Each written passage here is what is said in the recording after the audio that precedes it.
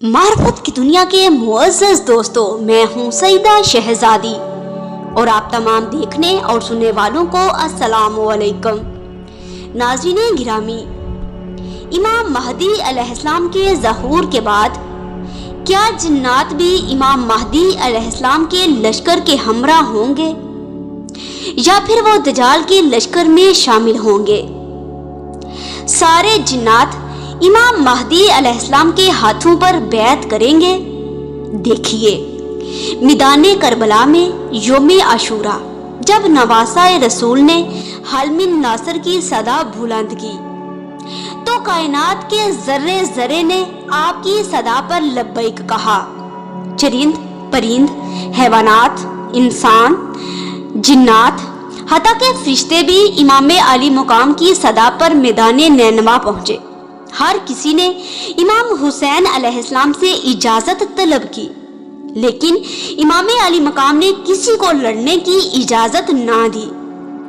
तारीख गवाह है कि जाफर जिन अपने लाखों के कबीले के साथ इमाम की नुसरत के लिए पहुंचा, लेकिन इमाम अली मकाम ने फरमाया कि ए जाफिर, तुम तो नजर नहीं आते, मैं तुम्हारी जंग हरगिज हरगिज ऐसी मखलूक से नहीं करवाना चाहता जो नजर आते हैं। जाफिर ने कहा कि मौला, अब मैं वापस नहीं जाना चाहता, मेरे साथ मेरा सारा कबीला मौजूद है।